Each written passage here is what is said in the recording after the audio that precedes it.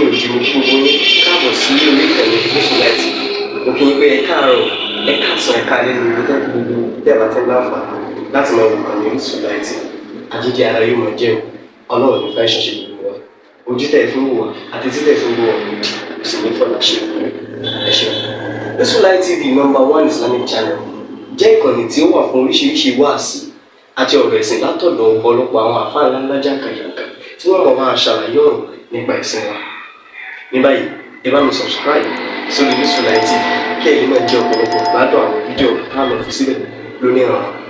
Ẹ bá mi like kí ẹ sì bá mi subscribe, ẹ bá mi share kí ẹ bá mi comment sórí àwọn fídíò ìṣẹ̀lẹ̀ bẹ́ẹ̀ ti sí. يزيد الفتى في الناس صحة أكله. ọba tí ò jẹ́ lẹ́hàn nínú àwọn ọmọ kéwú ẹ sì lọ lè kéwú wèrè wá kéwú ẹ̀hàn náà ń bẹ̀ wò nígbà tí ọba fi làákà ìgbélé ẹnìkan bí níbi bẹ́ẹ̀ nìkan ó lè dákun àwọn kánsẹ̀lì àwùsùnà sálàfí wọ̀nyí parabalẹ̀ kọ́ ọgbọ́n tí mo fẹ́ wí o. àwọn tó ń pè ní àwùsùnà yìí tó ń pè àwọn àlùsùnà tó ń pè àwọn sálàfí kí ló dé tó yẹ pé gbogbo gbà ní àròyé máa bẹ́ẹ̀lẹ̀ ní èyí ọ̀rọ̀ wọn ṣé tuntun ni wọ́n gbé wá ni ẹ dákun mo ní tuntun bò kò sí tuntun kan nínú tí wọ́n gbé wá gbogbo tí wọ́n ń sọ yìí ní bẹ́ẹ̀lẹ̀ tẹ́lẹ̀ kan tó dé.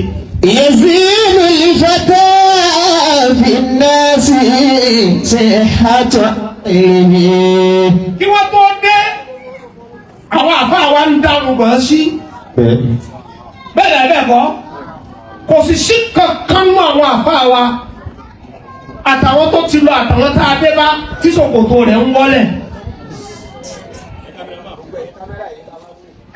يزيد الفتى في الناس صحة أكله. ọkàwọn àfáà wa la títí wọn dájìrì bàbá bo ìyàwó wọn lójú ni alẹ́ ẹ̀ ní lóbìnrin wọn ta táńtà ìyàwó bá alájà àgbàmọ̀ tàbí jáde láyé. وإن كان محظورا عليه مكاسب. ọkàwọn tí ń gbẹ́rì wá kó ọ̀rà kàwá náà àwọn bàbá aṣọ adámọ̀mọ̀ fẹ́ẹ́ jáde láyé láì sàkókè tí ń gbẹ́rì wá.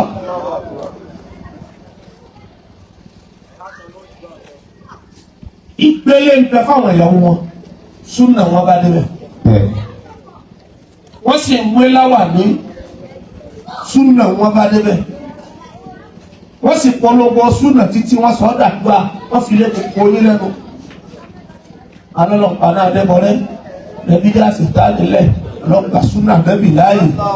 يزيد الفتى في الناس صحة أكله. kò sì sí yìí tí èrè ṣe súnà lu gbogbo wọn gbogbo wọn ni wọ́n fẹ́ yà wọ́n sì rí àdísù tó yanjú ayé kùránì sì ń bẹ tó yé wọn àwọn wọn lẹ́kọ̀ọ́ tí wọ́n fi ń bá yàn sọ̀rọ̀. من عاش صفا من الأخلاق والأدب يحيا فقيرا ولا يمشي على الذهب. من الأخلاق والأدب. ọ̀wá lẹ́kọ̀ọ́ kò níwà gbogbo kéwú tó wò ké láyà ń fa o ẹ fẹ́ sọ fún wa pé ẹ̀rí àdísì mi táwọn ò tí ì rí àbẹ́ẹ̀kọ́ ó yẹ kí làákà yìí sọ fún wa pé kàn bẹ lọ́wọ́ tiwa kò sí ìdánilẹ̀ mọ́ wọ́n jẹ́ dílíwọ́n bílẹ̀ tí híyà àṣàlù ẹ wàá gbé tí yín wá á gbé tiwa wá á fi wọ́n síra wọn èyí tó bá ti tẹ̀wọ̀n náà láàdìjọ tẹ̀lé bí kálí láàdìjọ náà ni wọ́n á lọ fà ká máa búyàn. من عاش صفا. ibi ẹ ti rẹ ìlẹ́kọ̀ọ́ lára wọn kọ́dà wọn máa lé yín bá jọyìn wọn wọ́n bá jọyìn wọn láàárọ̀ yìí bá tí ọba ìdìrọ̀ lẹ́ẹ̀dá mọ̀ ọrùn rẹ̀ ó ṣe àyè. yóò máa wá yín bí yọ̀bọ̀ àwọn gbogbo yín bí ọmọ náà ojú rẹ̀ ó sì ra kan ẹsẹ̀ kan fọra wọn gbóhùn ni. من عاش صفاء من الأخلاق والأدب.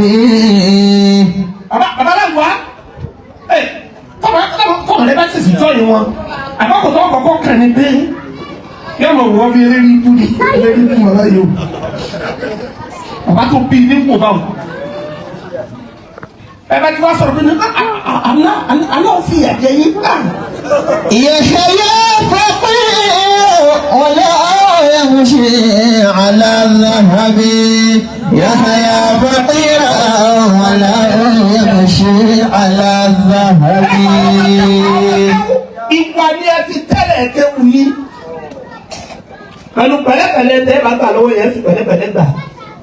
Àwọn afáwọn afáwọn ẹlẹ́bọ̀ tẹ́bọ̀ wọn gbóná. Àṣàwọn ìjẹkújẹ ẹlẹ́bọ̀ níṣẹ́ o. Àtẹ̀bọ̀ wọn dá wọn lójú tí wọ́n gbà ògiri tí ó sì ṣẹ́ náà. Àwọn táwọn ọ̀sẹ̀ burúkú ń bẹ lára àwọn tó ọ̀ ní délé kò sì ní délé. Àwọn afáwọn sì bá wọn dé wọ́n sì lò wà pẹ̀lú wọn pẹ̀lú sùúrù pẹ̀lú pẹ̀lẹ́pẹ̀lẹ́. Kọ́dọ̀ omi ọ̀wẹ̀ àmọ́ fún wọn lọ́mọ. Ẹ̀rí ọba ìmọ̀ mu kọ̀ọ̀pá sílámù àbúkọ̀ àfàbàlà rẹ̀ kọ́ àbàlà rẹ̀ sì lápá kò sí ọ̀run ẹ̀kọ́ ni wá sọ́mọ ìlú ọkọ̀ máa ń lọ lè kọ́ kéwú. Ìwà ni wọ́n fi ṣe bẹ́ẹ̀ pẹ̀lú wọn. Bàbá dé ńdọ́nà kan pé ọ̀tá yẹn ní ibú láì ṣe bàbá ìfúnfọ́ ní òkú. Wọ́n ń nà wọ́n lóògùn gbogbo wọ́n jà wọ́n dínú àbíyámọ̀ yá. من عاش صفاء من الأخلاق والأدب. Gbogbo yẹ wọn. Bẹ́ẹ̀ ìka bẹ́ẹ̀ ń pè yẹn nà yín. Àbí ẹ̀kọ́ ẹ̀sán gbogbo yẹ wọn bẹ́ẹ̀ tí wọ́n rí bẹ́ẹ̀ èyíyàwó mẹ́ta. Gbogbo ọba ni ẹni kálọ̀ lè kẹ́kọ̀ọ́ ọba tí báyàn sọ̀rọ̀. Tábà fẹ́ kọ̀rọ̀ wọn máa jẹ́ ìtẹ́wọ́gbà lọ́dọ̀ ara ayé. Àdìsí tẹ mú wa sọ fún ibẹ̀ dọ̀ ẹ̀yìn fún mi. Àti láyé Kùránì lè tẹ̀ ju òní bẹ́ẹ̀. Àmẹ́ ẹ̀lẹ́kọ̀ọ́ ọba tí gbọ́rọ̀ kalẹ̀. Lọ ìbù jẹ́ mẹ́nu tí wọ́n ń lò. Bàbá ìtajà ìjà fi wọ́n lè máa wò. Àpèjúwe wa ẹ̀jẹ̀ mú wa sẹ́ni mú wa ní àbí fílẹ̀. Bàbá aláǹgbá bó ni ó ti rí kéèyàn ó fún yẹn. Ìyẹn oúnjẹ tó dáa kọ́ ni. Ọwọ́ àṣẹbẹ̀ ẹ̀gúsí sí iṣẹ́ ọ̀kọ́ ṣe déédé. Àbí sàkó tó fi sàpá sí. Wọ́n wá kọ́ tó wọ́n lọ́pàá tòlótòló. Ọ̀kíkọ̀ ó ṣe déédé àbí. Nígbà wá parí ẹ̀tàn kì í là ní ìṣẹ̀ àti Kùránì tán wọ́n. Nígbà wá parí ẹ̀tàn tó fẹ́ wá gbé wá, ọwọ́ akọ nígbà tí ọkọ̀ ọwọ́ akọ sínú pọ́. من عاش صفاء من الأخلاق والأدب. Wọ́n lè ṣe bọ́ọ̀lù ọkọ̀ sí lónìí, àkọ́dé tó kọ́ níwọ̀n èlò. Ọ̀rọ̀ bàbá mi bọ́ọ̀lù ṣe kó bọ́ọ̀lù ọmọ ẹ̀jẹ̀. يحيى فقيرا ولا يمشي على الذهب. Ìjọba àgbà yẹ kó yóò wà lẹ́nu Muhammad. من عاش صفاء من الأخلاق والأدب. Ọpẹ́ tí bàbá rà wá dáàbò láǹkú ayé. Ọlọ́wọ́ di ara ẹni tó lẹ́hàn náà báwo. Ẹ wò tó kó yín ti sẹ́ẹ̀tì. Ẹ ò farabalẹ̀ ti wà. Wàá sọ́gbọ́n bí ó ti rí mu. Àwọn ẹ̀gbọ́n wa díẹ̀ díẹ̀. Nígbà tó sì jẹ́ pẹ́lẹ́ kọ́ ni wá, àtúnṣáré gbọ́ra wáyé. Ẹ Yorùbá àdẹ́gbọ̀n Muhammad. يزيد الفتى في الناس صحة عقله. Ẹni rẹ̀ bá pé ẹni onílàákà ìbò ní gbọ́n.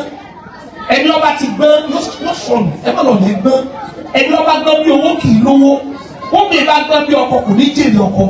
وإن كان معذورا عليه مكاسبه.